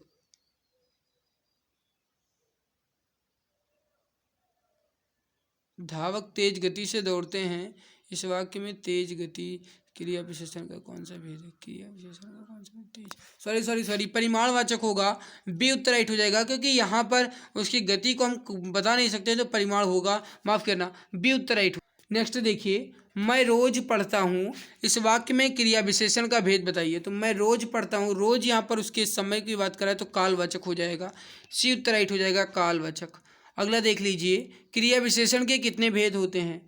क्रिया विशेषण के कितने भेद होते हैं? तो इसका राइट उत्तर हो जाएगा ए आंसर 4। क्रिया विशेषण के 4 भेद होते हैं। देखिए, क्रिया विशेषण के कई आधारों पर निम्न भेद हैं। जैसे कहा जाए प्रयोग के आधार पर, तो प्रयोग के आधार पर 3 भेद होते हैं, एक साधारण, एक संयोजक और तीसरा होता है अनुबद्ध। रूप के आधार पर भी 3 ही होते हैं, मूल क्रिया विशेषण, यौगिक क्रिया विशेषण और स्थानीय क्रिया विशेषण। अर्थ के आधार पर कहा जाए तो अर्थ के आधार पर 2 भेद होते हैं, एक परिमाणवाचक और दूसरा होता है रीतिवाचक। और परिमाणवाचक के भी 5 उपभेद होते हैं, एक होता है अधिकता बोध, दूसरा होता है न्यूनता बोध, पर्याप्त बोधक, तुलनावाचक और श्रेणीवाचक। सामान्यतः क्रिया विशेषण के 4 भेद होते हैं, कौन कौन से? तो एक होता है रीतिवाचक, फिर कालवाचक, स्थानवाचक और परिमाणवाचक। ये क्रिया विशेषण के 4 भेद हो जाएंगे जो मुख्य होते। अगला देखिए, माँ सुबह नाश्ता बनाती हैं, इस वाक्य में कौन सा क्रिया विशेषण है? तो यहाँ पे भी उसके काल की बात की जाए, समय की बात की जा रही है, तो ये हो जाएगा कालवाचक, ऑप्शन नंबर ए राइट हो जाएगा।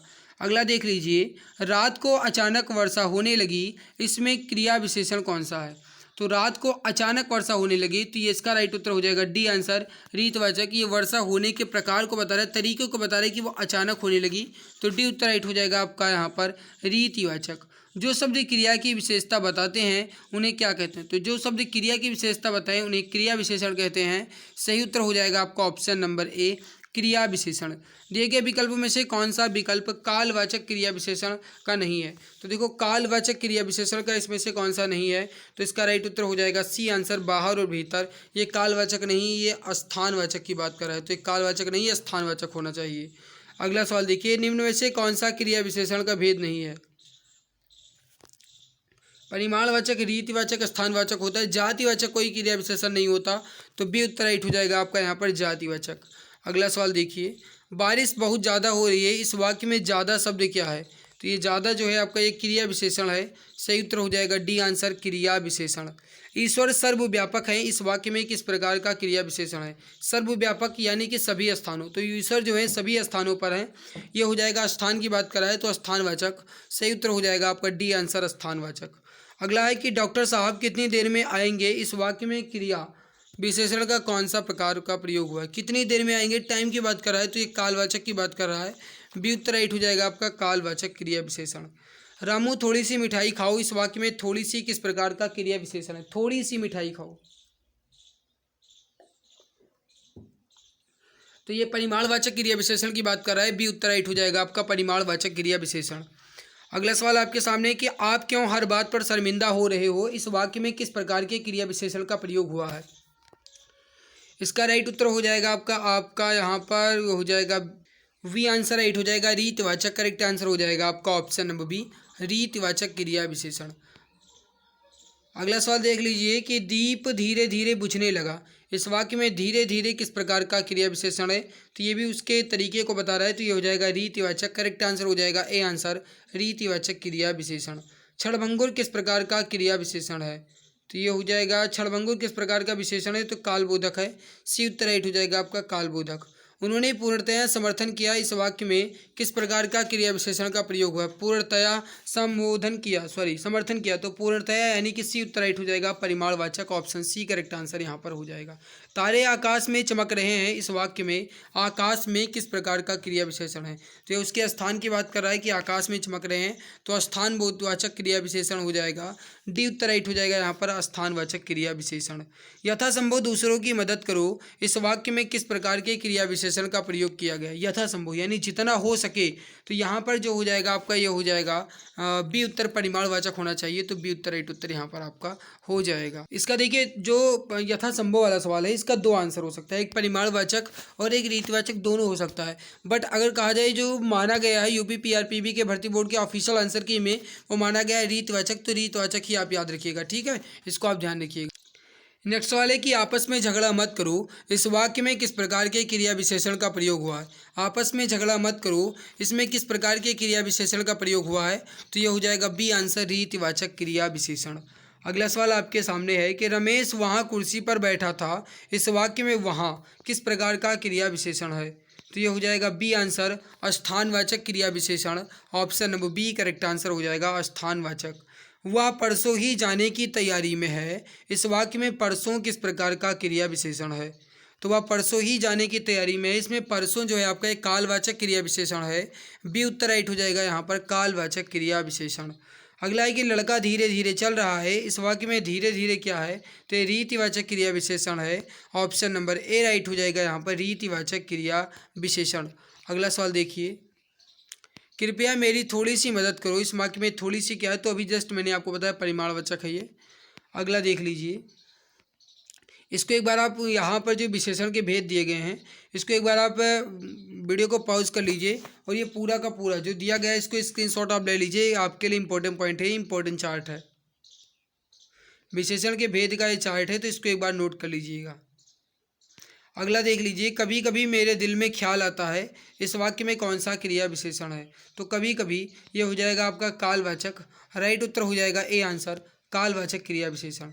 मुझे साल भर वेतन नहीं मिला, इस वाक्य में किस प्रकार का क्रिया विशेषण का प्रयोग हुआ है, तो साल भर यानी कि समय की बात कर रहा है, तो यहाँ पे भी आपका कालवाचक होना चाहिए, डी उत्तर राइट हो जाएगा, कालवाचक क्रिया विशेषण। आपसे अरसे के बाद मुलाकात हो रही है, इस वाक्य में किस प्रकार के क्रिया विशेषण का प्रयोग हुआ है, अरसे के बाद यानी कि बहुत समय बाद का बात कर रहा है, तो डी उत्तर राइट हो जाएगा, कालवाचक क्रिया विशेषण। मंत्री जी ने पर्याप्त समय दिया, इस वाक्य में किस प्रकार का क्रिया विशेषण हुआ है, तो ये देखिए पर्याप्त समय, समय की बात कर रहा है, पर्याप्त समय, तो ये हो जाएगा आपका ऑप्शन नंबर बी हो जाएगा, परिमाणवाचक। राइट उत्तर हो जाएगा बी आंसर, परिमाणवाचक क्रिया विशेषण।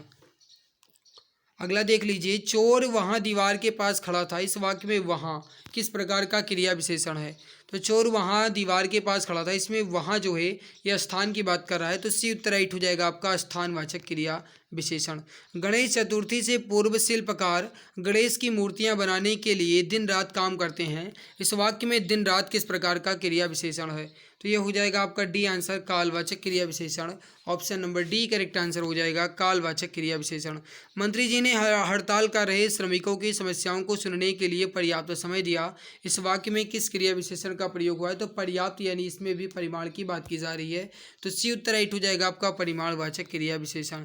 काहे को परेशान हो रहे हो, इस वाक्य में किस प्रकार के क्रिया विशेषण का प्रयोग हुआ है, तो काहे को परेशान हो रहे हो, इसमें किस प्रकार के क्रिया विशेषण का प्रयोग हुआ। राइट उत्तर हो जाएगा ए आंसर, रीतिवाचक। करेक्ट आंसर हो जाएगा आपका ऑप्शन नंबर ए, रीतिवाचक। देखिए अगर आपको ये लग रहा है कि मैं बहुत तेज़ी से क्वेश्चंस करवा रहा हूँ तो आप वीडियो की स्पीड को स्लो कर सकते हो, बाकी अगर मैं बताऊँगा इस तो स्लो करना उतना उचित नहीं है, क्योंकि सवाल बिल्कुल वैसे ही आ रहे हैं नॉर्मल क्वालिटी के, तो इसलिए बहुत जल्दी जल्दी करवाना भी ज़रूरी है। कोरोना अचानक फैल गया, इस वाक्य में किस प्रकार का क्रिया विशेषण का प्रयोग हुआ है, अचानक में किस प्रकार का क्रिया विशेषण है, तो यहाँ पे उसके तरीके को बात कर बता रहा है, तो ये हो जाएगा सी आंसर, रीतिवाचक क्रिया विशेषण। अगला है कि काला घोड़ा तेज दौड़ता है, इस वाक्य में क्रिया विशेषण कौन सा होगा, काला घोड़ा तेज दौड़ता है, इसमें कौन सा क्रिया विशेषण है, तो ये दौड़ने की विशेषता को बता रहा है, तेज, ये हो जाएगा सी आंसर आपका, तेज। इनमें से कौन सा शब्द क्रिया विशेषण है, तो इसमें भी तेज ही होगा, डी उत्तर राइट उत्तर यहाँ पर हो जाएगा। वह अचानक बोल पड़ा, इस वाक्य में अचानक शब्द किस प्रकार का क्रिया विशेषण है, तो अभी थोड़ी देर पहले आपने देखा कि कोरोना अचानक फैल गया, इसमें भी अचानक आपका रीतिवाचक था, तो अचानक बोल पड़ा में अचानक आपका रीतिवाचक ही होगा, बी उत्तर राइट हो जाएगा यहाँ पर, रीतिवाचक क्रिया विशेषण। अगला है कि यहाँ आप यहीं आइए अन्यत्र ना जाइए, आप यहीं आइए अन्यत्र ना जाइए, इस वाक्य में अन्यत्र किस प्रकार का विशेषण है, मतलब आप यहाँ आइए अन्य जगह ना जाइए, तो अन्यत्र यहाँ पर हो जाएगा स्थानवाचक क्रिया विशेषण। राइट उत्तर हो जाएगा आपका यहाँ पर ऑप्शन नंबर सी, स्थानवाचक क्रिया विशेषण। अगला है कि वह साल भर अनुपस्थित रहा, इस वाक्य में किस प्रकार के क्रिया विशेषण का प्रयोग हुआ है, राइट उत्तर हो जाएगा ए आंसर आपका कालवाचक क्रिया विशेषण, ऑप्शन नंबर ए राइट उत्तर यहाँ पर हो जाएगा। बुढ़िया धीरे धीरे चबा रही है, इस वाक्य में धीरे धीरे किस प्रकार का क्रिया विशेषण है? तो ये हो जाएगा आपका ए आंसर रीतिवाचक क्रिया विशेषण। धीरे धीरे जो है ये रीतिवाचक क्रिया विशेषण हो जाएगा, ऑप्शन नंबर ए राइट हो जाएगा। देखिए क्वेश्चन की संख्या ज़्यादा है इसलिए जल्दी जल्दी करवाना जरूरी है, तो इस वजह से जितना जल्दी हो सके उतना जल्दी मैं क्वेश्चंस करवा रहा हूँ। बाकी मुझे ये पूरा उम्मीद है कि आपको क्वेश्चन समझ में भी आ रहा होगा, क्योंकि बस करना क्या है, क्वेश्चंस को पढ़ना है, उसके आंसर को समझना है। अगला सवाल है कि मैं आपके विचारों से अंशतः सहमत हूँ, इस वाक्य में किस प्रकार के क्रिया विशेषण का प्रयोग हुआ? अंशतः, तो ये परिमाणवाचक की बात कर रहा है, डी उत्तर राइट हो जाएगा। वह आज ही जाने की तैयारी में है, इसमें आज किस प्रकार का क्रिया विशेषण है? वह आज ही जाने की तैयारी में है, इसमें आज किस प्रकार का क्रिया विशेषण है? तो एक कालवाचक की बात कर रहा है, बी उत्तर राइट हो जाएगा यहाँ पर, कालवाचक क्रिया विशेषण। अगला सवाल है कि परमात्मा की कृपा सर्वत्र व्याप है, इस वाक्य में किस प्रकार के क्रिया विशेषण का प्रयोग हुआ? तो सर्वत्र यानी कि सभी जगह, तो यह हो जाएगा डी आंसर स्थानवाचक। अगला देखिए, देश भर में कोरोना का प्रकोप जारी है, इस वाक्य में किस प्रकार के क्रिया विशेषण का प्रयोग हुआ है? देश भर में कोरोना का प्रकोप जारी है, इस वाक्य में किस प्रकार के क्रिया विशेषण का प्रयोग हुआ है? तो ये हो जाएगा आपका ऑप्शन नंबर बी स्थानवाचक, करेक्ट आंसर हो जाएगा स्थानवाचक। अगला है कि राम और लक्ष्मण ने मिलकर यह काम पूरा किया, इस वाक्य में मिलकर किस प्रकार का क्रिया विशेषण है? तो ये हो जाएगा आपका ए आंसर रीतिवाचक क्रिया विशेषण, ऑप्शन नंबर ए राइट उत्तर हो जाएगा रीतिवाचक क्रिया विशेषण। जिसे जिले भर में डेंगू का प्रकोप जारी है, इस वाक्य में किस प्रकार के क्रिया विशेषण का प्रयोग हुआ है? तो जिले भर में डेंगू का प्रकोप जारी है, देखिए जिले भर में यानी यहाँ पर स्थान की बात कर रहा है, तो सी उत्तर राइट उत्तर हो जाएगा स्थानवाचक क्रिया विशेषण। गांव वालों ने मिलकर ये काम पूरा किया, इस वाक्य में मिलकर क्या है? तो अभी मैंने आपको बताया मिलकर जो है आपका रीतवाचक क्रिया विशेषण हो जाएगा, सी उत्तर राइट उत्तर हो जाएगा रीतवाचक क्रिया विशेषण। अगला सवाल देखिए, सैनिक दिन रात युद्ध कर रहे हैं, इस वाक्य में दिन रात किस प्रकार का क्रिया विशेषण है? तो दिन रात जो है आपका कालवाचक की बात कर रहा है, राइट उत्तर हो जाएगा कालवाचक क्रिया विशेषण। अगला है आपके सामने, अभिभावकों ने बच्चों के प्रति पर्याप्त ध्यान दिया है, इस वाक्य में किस प्रकार का क्रिया विशेषण है? तो पर्याप्त ध्यान दिया है, पर्याप्त यहाँ पर हो जाएगा परिमाणवाचक, राइट उत्तर हो जाएगा डी आंसर आपका परिमाणवाचक क्रिया विशेषण। अगला है कि परीक्षा के दिनों में छात्र दिन रात पढ़ते हैं, इस वाक्य में दिन रात क्या है? तो दिन रात जो है आपका ये हो जाएगा कालवाचक, सही उत्तर हो जाएगा बी आंसर कालवाचक क्रिया विशेषण। अगला सवाल है कि आजकल वह दिल्ली में रहता है, इस वाक्य में आजकल किस प्रकार का क्रिया विशेषण है? तो ये हो जाएगा आपका ऑप्शन नंबर ए कालवाचक क्रिया विशेषण, ऑप्शन ए राइट आंसर यहाँ पर हो जाएगा। अगला सवाल देखिए, मोहिनी तेज दौड़ती है, इस वाक्य में तेज क्या है? तो मोहिनी जो है तेज दौड़ती है, रीतवाचक क्रिया विशेषण हो जाएगा बी उत्तर राइट उत्तर यहाँ पर हो जाएगा। गीता जल्दी जल्दी मुंह में लड्डू ठूसने लगी, इस वाक्य में जल्दी जल्दी किस प्रकार का क्रिया विशेषण है? तो जल्दी जल्दी यहाँ पर हो जाएगा आपका सी आंसर रीतवाचक, करेक्ट आंसर हो जाएगा सी आंसर रीतवाचक क्रिया विशेषण। अगला है कि सरकार ने अंशतः प्रतिपूर्ति की है, इस वाक्य में किस प्रकार के क्रिया विशेषण का प्रयोग हुआ है? तो सरकार ने अंशतः पूर्ति की है, तो ये हो जाएगा उसके परिमाण की बात कर रहा है, सी उत्तर राइट उत्तर हो जाएगा परिमाणवाचक क्रिया विशेषण। अगला सवाल है कि समुच्चय बोधक से संबंधित कि समानाधिकरण और व्यायाधिकरण किसके भेद हैं? समानाधिकरण और व्यधिकरण ये किसके भेद हैं? तो ये हो जाएगा आपका ऑप्शन नंबर ए समुच्चय बोधक के, ऑप्शन नंबर ए राइट उत्तर हो जाएगा समुच्चय बोधक के। अगला देख लीजिए,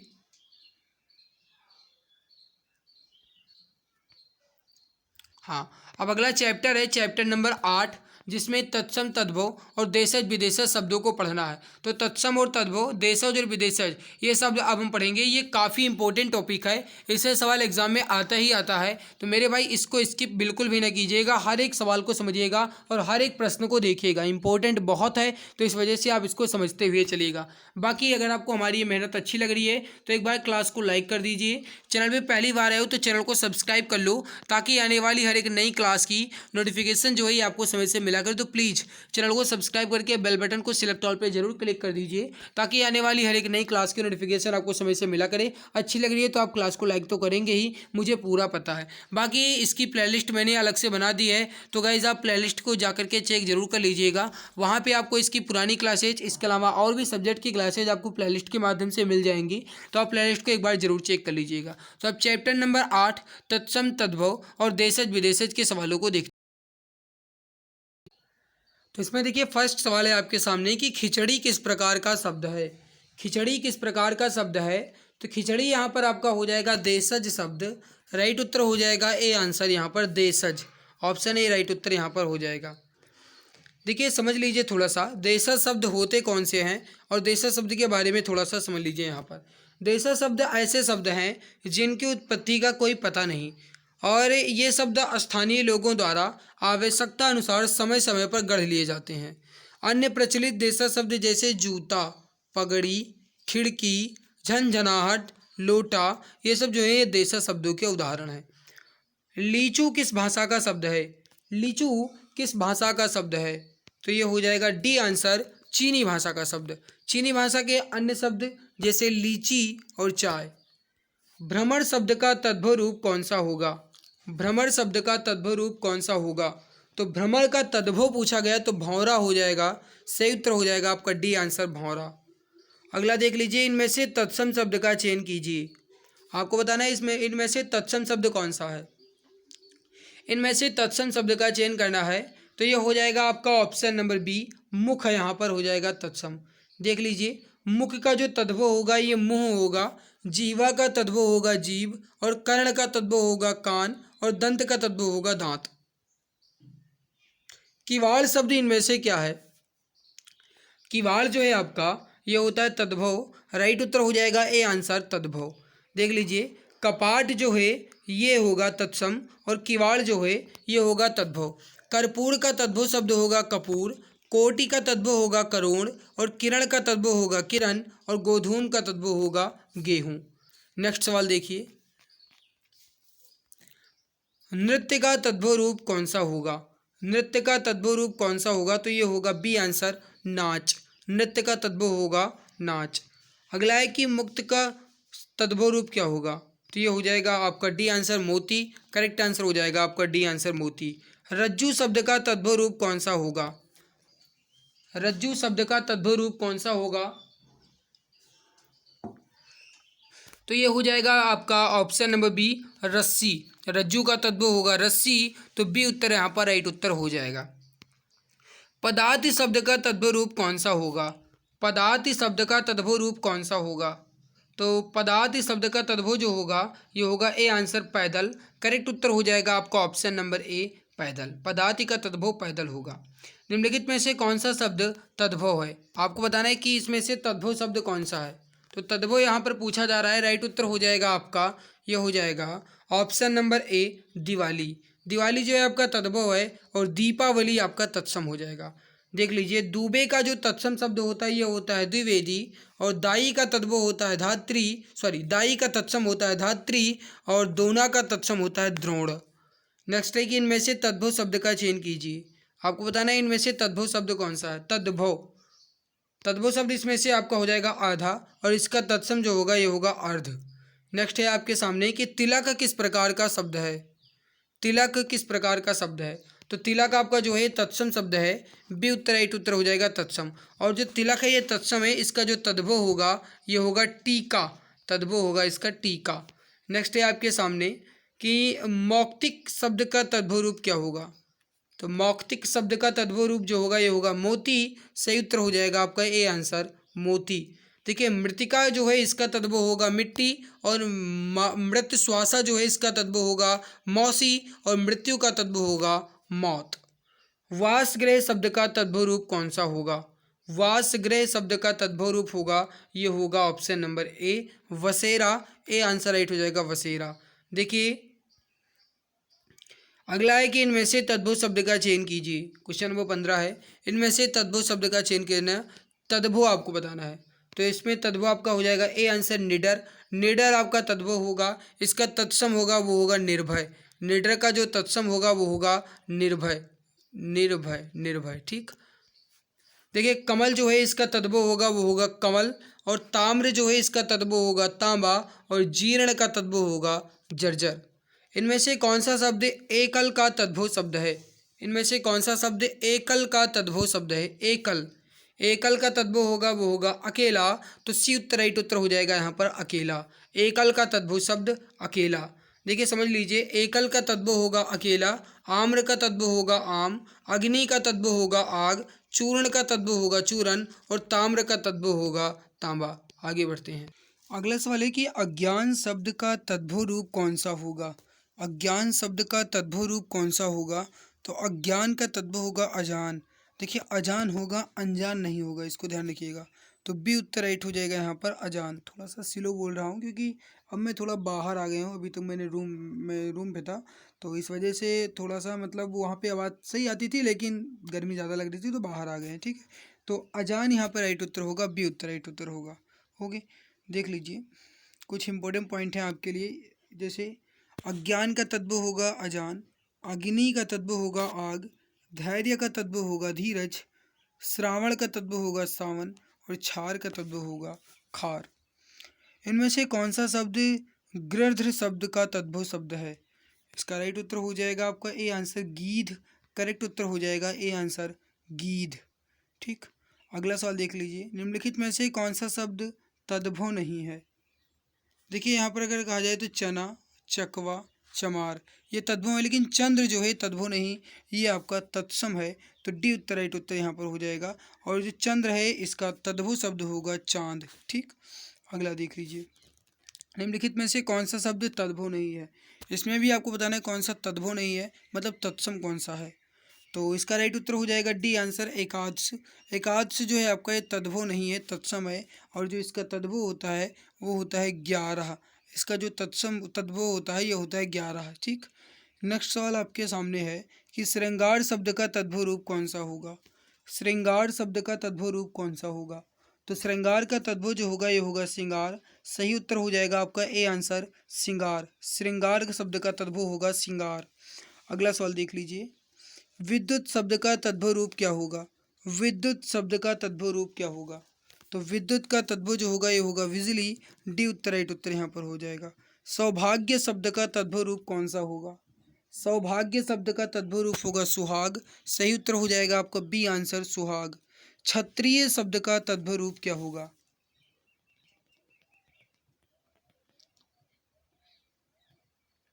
क्षत्रिय शब्द का तद्भव रूप होगा ये होगा छत्री या फिर खत्री, सॉरी खत्री होगा। सी उत्तर राइट हो जाएगा खत्री। इनमें से कौन सा शब्द तद्भव है।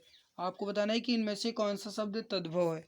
तो तद्भव इसमें आपका हो जाएगा खीर। इसका तत्सम होता है क्षीर। ठीक, नेक्स्ट है आपके सामने कि अंगुली शब्द का तद्भव रूप क्या होगा।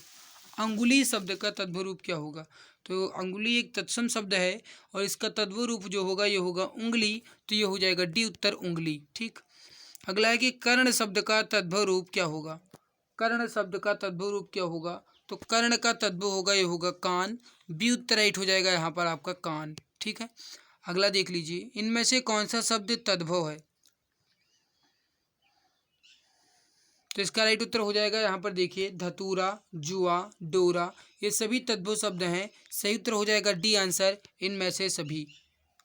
देखिए समझ लीजिए, धतूरा का जो तत्सम शब्द होता है ये धरतूर होता है। डोरा का जो तत्सम शब्द होता है ये डोरक होता है। और जो जुआ है इसका तत्सम शब्द होता है धूत। इसको ध्यान रखिएगा। अगला सवाल आपके सामने है कि सप्तशती शब्द का तद्भव रूप क्या होगा। सप्तशती शब्द का तद्भव रूप क्या होगा। तो ये सतसई होगा। डी उत्तर राइट हो जाएगा सतसई। नेक्स्ट है आपके सामने कि श्रावण शब्द का तद्भव रूप क्या होगा। श्रावण शब्द का तद्भव रूप क्या होगा। तो ये सावन होगा। सही उत्तर हो जाएगा आपका ऑप्शन नंबर डी। अगला सवाल आपके सामने है कि कुच्छी शब्द का तद्भव रूप क्या होगा। तो कुच्छी शब्द का तद्भव होगा कोख। करेक्ट उत्तर हो जाएगा आपका ऑप्शन नंबर ए कोख। अगला सवाल आपके सामने है कि मत्सर शब्द का तद्भव रूप कौन सा है। मत्सर शब्द का तद्भव रूप कौन सा है। तो मत्सर शब्द का तद्भव होगा ये होगा मच्छर। सही उत्तर हो जाएगा ए आंसर आपका मच्छर। ठीक, देखिए मत्स्य का तद्भव जो होगा ये होगा मछली। मित्र का तद्भव होगा मीत और मच्छिका का तद्भव होगा मक्खी। मच्छिका शब्द का तद्भव क्या होगा। अभी जस्ट मैंने आपको बताया कि मच्छिका का तद्भव होता है मक्खी। तो बी उत्तर राइट हो जाएगा यहाँ पर आपका मक्खी। अगला सवाल देखिए। इनमें से गवैया शब्द क्या है। इनमें से गवैया शब्द क्या है। तो गवैया जो है आपका एक तद्भव शब्द है। सी उत्तर राइट हो जाएगा तद्भव। इसका तत्सम जो होता है गवैया का ये होता है गायक। इसको ध्यान रखिएगा। मंत्रकारी शब्द का तद्भव रूप क्या होगा। मंत्रकारी शब्द का तद्भव रूप क्या होगा। तो ये होगा ए आंसर मदारी। मंत्रकारी का तद्भव होगा मदारी। रक्षा सूत्र शब्द का तद्भव रूप क्या होगा। रक्षा सूत्र शब्द का तद्भव रूप क्या होगा।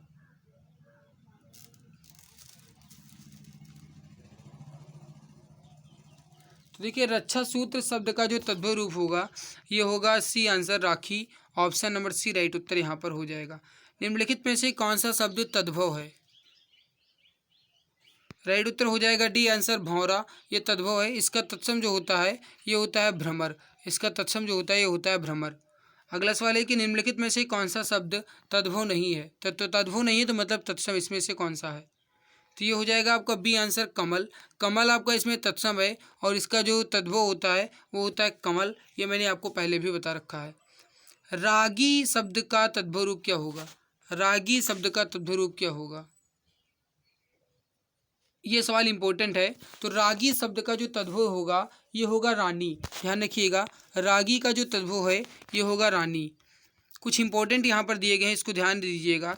जिससे रात्रि का तद्भव जो होगा रात्र होगा, रज्जु का तद्भव रस्सी होगा, राशि का तद्भव रास होगा और राजपुत्र का तद्भव राजपूत होगा। कर्तरी शब्द का तद्भव रूप क्या होगा? कर्तरी शब्द का तद्भव रूप क्या होगा? बताइएगा, कर्तरी शब्द का तद्भव रूप क्या होगा? इंपॉर्टेंट सवाल है। कर्तरी शब्द का तद्भव रूप क्या होगा? तो ये हो जाएगा आपका ये आंसर कैंची। करेक्ट आंसर हो जाएगा ए आंसर। देखिए समझिएगा, जो कृतग्रह है इसका तद्भव होगा कचहरी। कर्पूर का तद्भव होता है कपूर। कर्तव्य का तद्भव होता है कर्तव्य और कर्म का तद्भव होता है काम। मृतिका शब्द का तद्भव रूप क्या होगा? मृतिका शब्द का तद्भव रूप क्या होगा?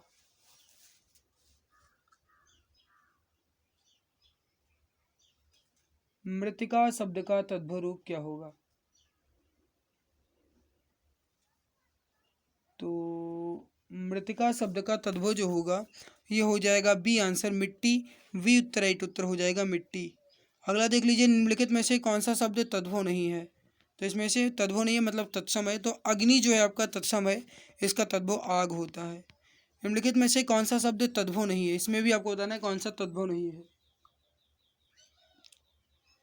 तो इसका राइट उत्तर हो जाएगा आपका ये हो जाएगा बी आंसर आदमी जो है आपका तद्भव नहीं है, ये तत्सम है। इसका जो मतलब होता है वो आप देख लीजिए, थोड़ा सा समझ लीजिए। आदमी शब्द तद्भव नहीं है, अभी तो फारसी भाषा का शब्द है। आदमी जो है ये ना तो तद्भव है ना ही तत्सम, ये है फारसी भाषा का शब्द। ध्यान रखिएगा। अगला सवाल देखिए, इनमें से कौन सा शब्द तद्भव है? इनमें से कौन सा शब्द तद्भव है? इसका राइट उत्तर हो जाएगा ए आंसर कंधा। इसका तत्सम जो होता है ये होता है स्कंध। इसका तत्सम जो होता है ये होता है स्कंध। व्याघ्र शब्द का तद्भव रूप क्या होगा? व्याघ्र शब्द का तद्भव रूप क्या होगा? तो व्याघ्र शब्द जो है इसका तद्भव रूप होगा ये होगा बाघ। सही उत्तर हो जाएगा सी उत्तर। निम्नलिखित में से कौन सा शब्द तद्भव नहीं है? तो तद्भव नहीं है तो मतलब इसमें से कौन सा तद्भव नहीं है? तो मतलब तत्सम है। तो ये हो जाएगा बी आंसर दमन, आपका ये करेक्ट आंसर हो जाएगा। इसका तद्भव जो होगा ये होगा दबना। अगला सवाल है आपके सामने, निम्नलिखित में से कौन सा शब्द तद्भव नहीं है? तद्भव नहीं है तो मतलब तत्सम है। इनमें से कौन सा शब्द तद्भव नहीं है? तो तत्सम है, इसमें है वो है क्षत्रिय। राइट उत्तर हो जाएगा क्षत्रिय। इसका तद्भव होता है वो होता है खत्री। ये मैंने पहले भी बता रखा है। अगला देख लीजिए, इनमें से कौन सा शब्द तद्भव नहीं है? इसमें भी आपको बताना है कि कौन सा इसमें तद्भव नहीं है। सही आंसर हो जाएगा ए आंसर धैर्य। इसका तद्भव होता है वो होता है धीरज। ये तत्सम शब्द दिया गया धैर्य। अगला देख लीजिए, अंगरखा शब्द क्या है? अंगरखा शब्द क्या है? तो अंगरखा शब्द जो है आपका ये हो जाएगा तद्भव शब्द। डी उत्तर राइट उत्तर हो जाएगा तद्भव। इसका तत्सम होता है वो होता है अंगरक्षक। ध्यान रखिएगा। अगला सवाल है कि निम्नलिखित में से कौन सा शब्द तद्भव शब्द नहीं है? तो देखिए इसमें से ए आंसर निष्ठुर, आपका ये तद्भव नहीं है तत्सम है। इसका जो तद्भव होता है वो निठुर होता है, निडर होता है ना, निठुर या निडर। नेक्स्ट है आपके सामने, निम्नलिखित में से कौन सा शब्द तद्भव है? तो तद्भव इसमें आपका हो जाएगा इलायची। बी उत्तर राइट हो जाएगा इलायची। इसका जो तत्सम होता है वो एला होता है। ठीक है। अगला देख लीजिए, हरिद्रा शब्द का तद्भव रूप क्या होगा? तो ये हो जाएगा आपका डी आंसर हल्दी। करेक्ट आंसर हो जाएगा आपका हल्दी। आर्दक शब्द का तद्भव क्या होगा? तो ये होगा अदरक। अदरक, ठीक है, क्या होगा? अदरक। तो इसका राइट उत्तर हो जाएगा ये हो जाएगा अदरक, सी उत्तर। अगला देख लीजिए, इनमें से कौन सा शब्द तद्भव है? ये पीडीएफ जो है मैं टेलीग्राम पे दे दूंगा। ठीक है, टेलीग्राम चैनल जो है एग्जाम गुरुजी बाय अरविंद सर वाला, वहाँ पे आपको इसकी पीडीएफ मिल जाएगी। निम्नलिखित में से कौन सा शब्द तद्भव है? तो ये हो जाएगा आपका ऑप्शन नंबर बी कोयल। इसका जो तद्भव है ये हो जाएगा आपका कोयल, ठीक है। इसका जो तत्सम होता है कोकिल। निम्नलिखित में से कौन सा शब्द तद्भव नहीं है? इसमें भी आपको बताना है तद्भव नहीं है तो मतलब तत्सम है। तो ये हो जाएगा आपका सी आंसर कार्य। कार्य आपका तत्सम है, इसका तद्भव जो होता है वो होता है काम या फिर काज। अगला देख लीजिए, सलावण्य शब्द का तद्भव रूप क्या होगा? सलावण्य शब्द का तद्भव रूप क्या होगा? तो ये हो जाएगा आपका सी आंसर सलोना। अगला है कि स्रोत की दृष्टि से शब्दों को कितने भागों में बांटा जा सकता है? स्रोत की दृष्टि से शब्दों को कितने भागों में बांटा जा सकता है? तो ये हो जाएगा ए आंसर 4 भागों में। कौन कौन सा? तो तत्सम, तद्भव, देशज, विदेशज या फिर संकर। निम्नलिखित में से कौन सा शब्द तत्सम है? तो ये हो जाएगा आपका डी आंसर प्रकट। आपका यहाँ पर ये हो जाएगा तत्सम। देख लीजिए, पक्ष जो है इसका तद्भव होता है पंख, प्रस्तर का तद्भव पत्थर, पक्षी का तद्भव पंछी और प्रकट का तद्भव प्रगट होगा। तत्सम शब्द का मूल स्रोत कौन सी भाषा है? तत्सम शब्द का मूल स्रोत कौन सी भाषा है? तो ये हो जाएगा संस्कृत।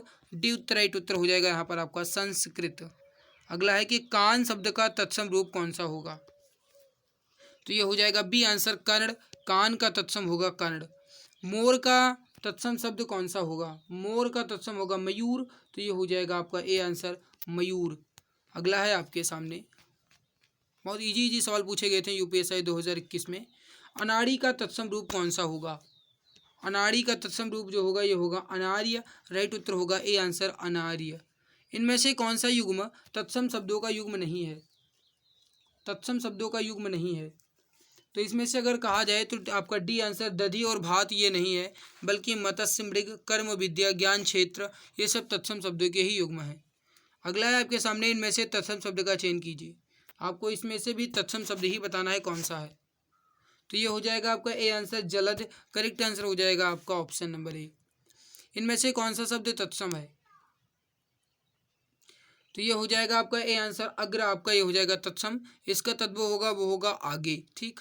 आँख का होगा आपका अक्षी, और आग का होगा अग्नि, और आज का होगा अद्य।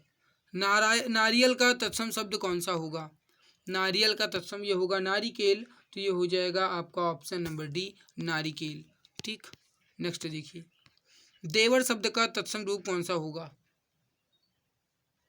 देवर शब्द का तत्सम रूप कौन सा होगा? तो ये होगा द्विवर। ये हो जाएगा आपका बी उत्तर द्विवर, ठीक। नेक्स्ट देखिए, पलंग शब्द का तत्सम रूप कौन सा होगा? पलंग शब्द का तत्सम होगा पर्यंक। तो ये हो जाएगा आपका ऑप्शन नंबर डी पर्यंक। अगला देख लीजिए, इनमें से तत्सम शब्द कौन सा है? इनमें से तत्सम शब्द कौन सा है? तो ये हो जाएगा आपका ए आंसर स्वर्ण। आपका करेक्ट आंसर हो जाएगा स्वर्ण। अगला सवाल है कि खत्री शब्द का तत्सम रूप कौन सा होगा? खत्री शब्द का तत्सम रूप कौन सा होगा? तो खत्री का होगा ये होगा क्षत्रिय। ए आंसर राइट उत्तर हो जाएगा आपका क्षत्रिय। अगला सवाल देखिए, अगला है कि हल्दी का तत्सम शब्द बताइए। हल्दी का तत्सम ये होगा हरिद्रा। बी उत्तर राइट उत्तर हो जाएगा हरिद्रा।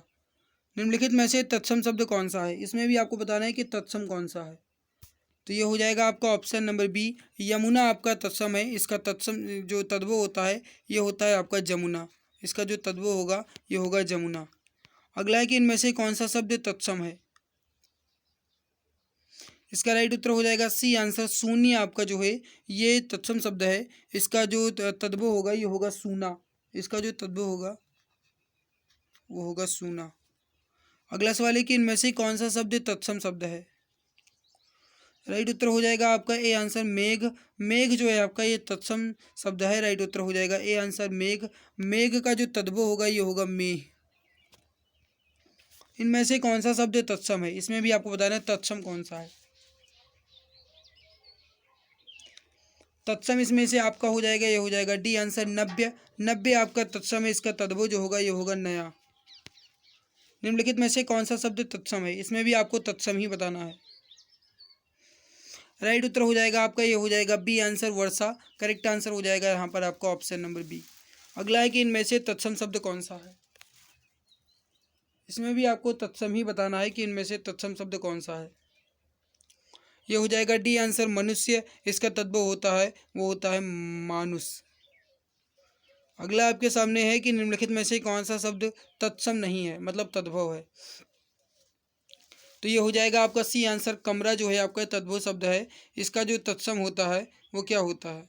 कमरा जो है ये न तो तत्सम है ना ही तद्भव है, एक पुर्तगाली भाषा का शब्द है, ध्यान रखिएगा।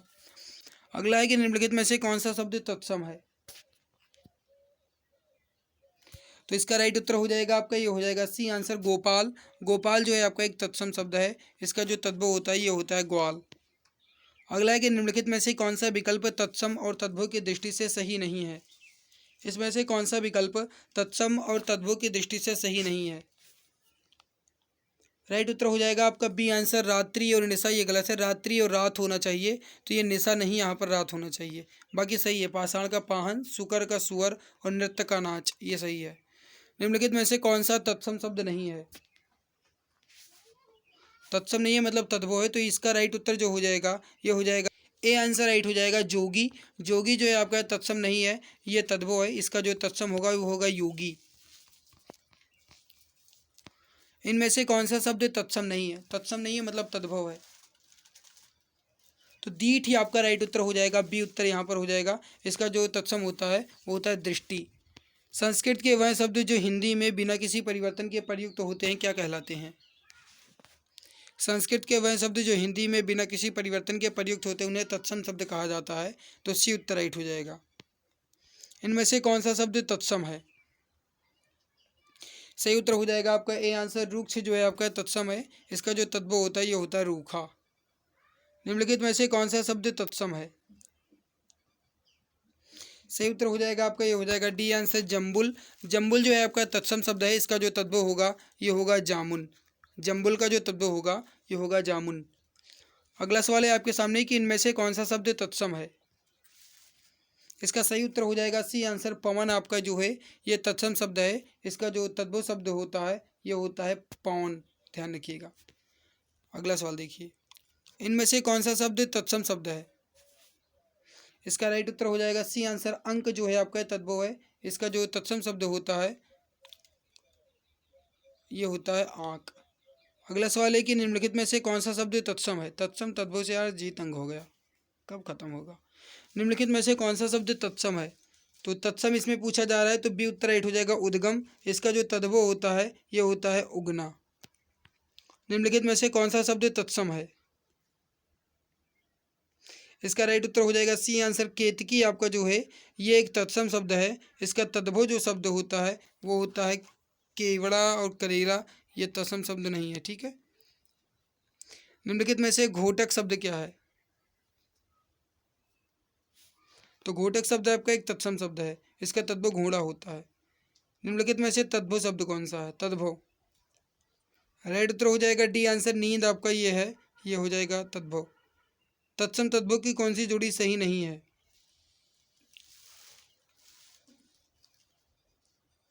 इसका राइट उत्तर हो जाएगा सी आंसर चक्र और गोला, ये गलत है, बाकी सही है।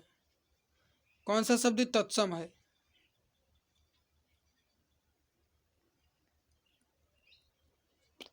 इसका राइट उत्तर जो हो जाएगा तत्सम पूछा गया है, तत्सम, ये हो जाएगा ए आंसर उज्ज्वल आपका करेक्ट आंसर यहाँ पर हो जाएगा उज्ज्वल। इसका जो तद्भव होता है वो होता है उजाला। निम्नलिखित में से तद्भव शब्द छांटिए, तद्भव आपको बताना है। तो इसमें से तद्भव शब्द आपका जो हो जाएगा ये हो जाएगा ए आंसर कपूर, इसका तत्सम कर्पूर होता है। इसमें भी आपको तद्भव ही बताना है 95 नंबर में। इसका राइट उत्तर हो जाएगा ए आंसर अचरज। निम्नलिखित शब्दों में से तद्भव शब्द को पहचानिए। सही उत्तर हो जाएगा सी आंसर प्यासा, इसका जो तत्सम होता है वो होता है पिपासु। संस्कृत भाषा से हिंदी में बिना परिवर्तन के प्रयुक्त होने वाले शब्द को क्या कहते हैं? संस्कृत भाषा से हिंदी में बिना परिवर्तन के प्रयुक्त होने वाले शब्दों को तत्सम शब्द कहते हैं, तो बी उत्तर राइट हो जाएगा तत्सम। निम्नलिखित में से तद्भव शब्द कौन सा है? इसका राइट उत्तर हो जाएगा आपका डी आंसर माथा, इसका जो तत्सम होता है वो होता है मस्तक। तद्भव शब्द बने हैं तो संस्कृत शब्दों में कुछ बदलाव से, डी उत्तर राइट हो जाएगा आपका संस्कृत शब्दों में कुछ बदलाव से। निम्नलिखित प्रश्न में 4 विकल्प दिए गए हैं, उनमें से सही विकल्प का चयन करें जो तद्भव का रूप है। ग्राम का तद्भव आपको बताना है। ग्राम का तद्भव हो जाएगा गांव, बी उत्तर राइट हो जाएगा गांव। तत्सम शब्द पहचानिए, इसमें से आपको बताना है तत्सम शब्द कौन सा है। इसका राइट उत्तर जो हो जाएगा ये हो जाएगा ए आंसर निद्रा। मच्छिका का तद्भव रूप क्या होगा? तो ये होगा मक्खी। मच्छिका का तद्भव होगा मक्खी। चतुष्पदी का तद्भव बताइए। चतुष्पदी का तद्भव जो होगा ये होगा आपका चौपाई। सी उत्तर राइट हो जाएगा चौपाई। जालक का तद्भव रूप है तो ये हो जाएगा कि ए आंसर झरोखा। कौन सा शब्द तत्सम नहीं है? तो ये तत्सम नहीं पूछा जा रहा, मतलब तद्भव है। तो इसमें श्रृंगार आपका जो है तद्भव है, इसका जो तत्सम होता है वो होता है श्रृंगार, है ना। तो इसका राइट उत्तर हो जाएगा आपका बी आंसर। संस्कृत भाषा के शब्द जिनका हिंदी में प्रयोग करने पर रूप परिवर्तित नहीं होता है वह शब्द क्या कहलाते हैं? तो इसका राइट उत्तर हो जाएगा ए आंसर तत्सम। इनमें से कौन सा तत्सम और तद्भव का जोड़ा सही नहीं है? तत्सम और तद्भव, तो ये हो जाएगा सी आंसर नज़र और आँख, ये गलत दिया गया है, बाकी सही है। धूरी का मानक शब्द रूप क्या होगा? तो ये हो जाएगा धूल। टी उत्तर राइट हो जाएगा धूल। दिए गए विकल्पों में से तत्सम शब्द ज्येष्ठ का तद्भव शब्द क्या होगा? तो ये हो जाएगा आपका ज्येष्ठ का तद्भव होगा, ये हो जाएगा बड़ा। किंचित तत्सम शब्द का तद्भव शब्द बताइए। किंचित का तद्भव क्या होगा? तो ये हो जाएगा आपका सी आंसर कुछ। निम्नलिखित में से कौन सा शब्द तत्सम शब्द नहीं है, मतलब तद्भव है? तो ये हो जाएगा डी आंसर पान। ये आपका तद्भव है, इसका जो तत्सम होता है वो होता है तांबूल, ध्यान रखिएगा। चलो भाई, तत्सम तद्भव से छुटकारा मिला। अब हम बढ़ेंगे उपसर्ग प्रत्यय की तरफ, क्योंकि तत्सम तद्भव से बहुत तंग भी हो गए थे। तो अब ये जो शुरू हो रहा है वो है चैप्टर नंबर 9 उपसर्ग और प्रत्यय। अब इसको भी देख लेते हैं, इसका भी खल्लास कर देते हैं, जितना जल्दी हो सके उतना जल्दी इसको भी खत्म कर दें। तो अब पढ़ेंगे उपसर्ग और प्रत्यय, इसको पढ़ेंगे। जो भी सवाल दिए गए हैं, जो भी सवाल पूछे गए हैं यूपीएसआई, यूपीपी, यूपी कांस्टेबल में, जितने भी जहाँ पे भी पूछे गए हैं वो मैं पूरा कंप्लीट करूँगा उपसर्ग प्रत्यय से। इससे बाहर आपका एक भी सवाल नहीं जाएगा। भाई अगर अच्छी लग रही है क्लास को तो एक बार लाइक कर दो। पहले चैनल में पहली बार आए हो तो चैनल को सब्सक्राइब कर लो। इस वीडियो को अपने उन दोस्त तक शेयर जरूर कर दो जो भी आपके दोस्त तैयारी कर रहे हैं, उन सभी तक ये वीडियो जरूर पहुँच जाए। तो अब चलिए शुरुआत करते हैं उपसर्ग और प्रत्यय से।